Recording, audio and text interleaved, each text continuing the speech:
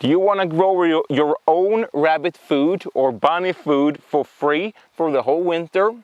Well, that's what we do at home. As you can see here, I got a lot of hay or grass that I stored over the winter. Now it's obviously not needed because it's summer and it prefers the fresh greens. But stick around and I will show you how you will spend not a single dollar on your feed for your bunnies or rabbit over the whole winter.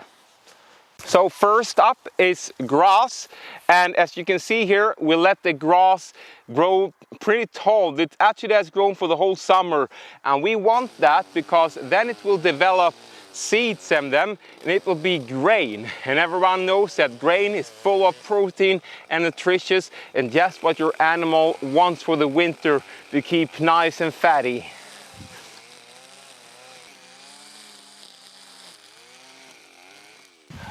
I waited for 3 days as we've had some nice and dry weather, so it looks very dry, and now we all just have to rake it all together.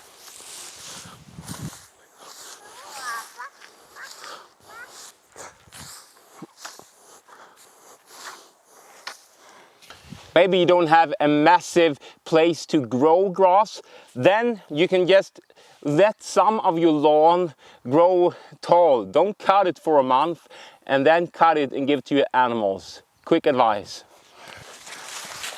The second way to provide food for your animals is to just remove branches that you don't want on your trees. It can be when you prune your apple trees, it can be trees that grow where they shouldn't be growing, or it can be hedge trimmings. They're perfect for feeding your animals.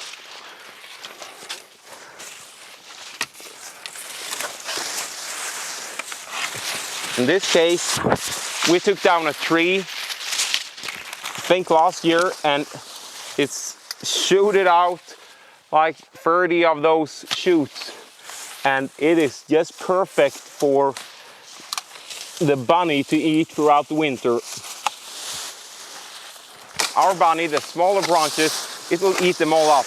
They will eat the larger branches too, and that will be very good for their teeth to keep them nice and sharp and short.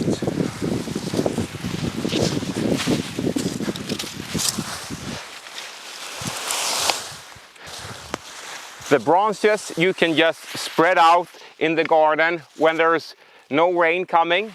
You let them sit for a week or so until the leaves has dried out completely, and then you just store them somewhere nice and dry.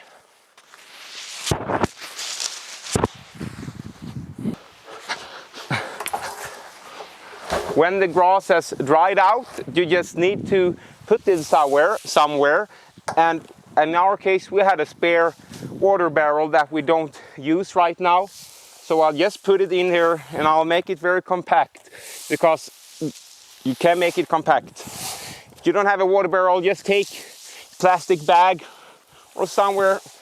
You know, I actually use a lot of old potting soil bags. That's very good and convenient.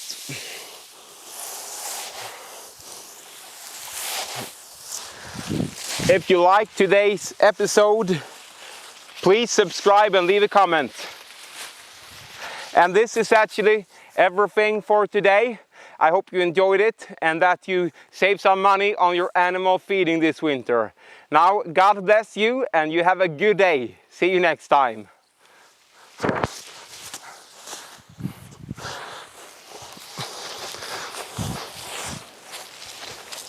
Oh!